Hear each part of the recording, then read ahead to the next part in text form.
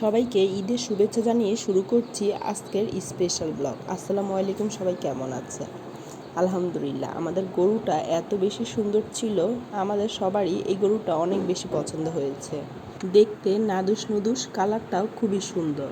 সবাই নামাজ পড়ে গরুটা জবাই দেওয়া হলো, আর আমাদের বিল্ডিংয়ের সাথেই রানটা ঝুলিয়ে দিয়েছে।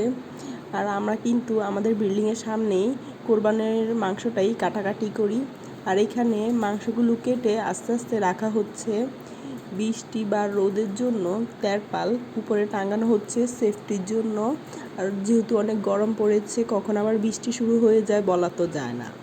আর এখানে সবাই আস্তে আস্তে মাংস কাটছে, আর মাংসের সাথে রুটি না হলে যেন একদমই নয়।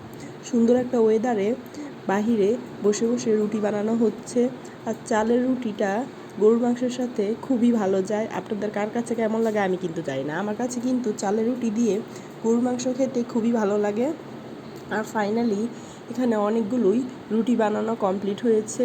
অবশ্য বাড়িতে সকালবেলা থেকে এখনও কিন্তু বৃষ্টি হয়নি, বলা যায় না কখন আবার বৃষ্টি শুরু হয়ে যায়, কারণ সবসময় ঈদেই তো বৃষ্টি চলে আসে। আর অনেকগুলো অলরেডি রুটি বানানো শেষ হয়ে গেছে। আর এখানে মাংস ভাগাভাগির প্রস্তুতি চলছে। সবগুলো মাংস এক এক রান্নাঘরে আনা হলো, কাকে কি দিবে ভাগ করবে। আর এখানে কলিজা ভুনা করবে, পাশের চুলায় রুটি হচ্ছে, আর অন্য চুলাতে আমি এখানে কলিজাটা বসিয়ে দিয়েছি।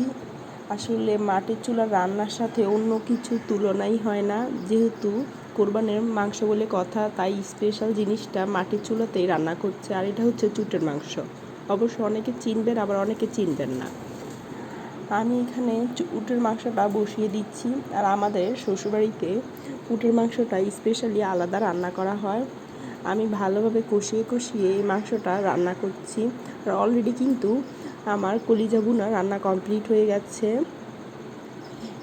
আর এক পাশে রুটি তো হচ্ছে।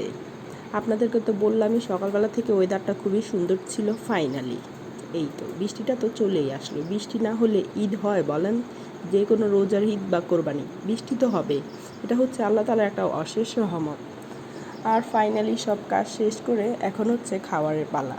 এখানে কলিজা ভুনা নিয়ে নিলাম বেশ কিছু। আমার দেখে এত লোভ লাগছিল, আর দেখতে যা দারুণ হয়েছে। ইট ওয়াজ সো গুড।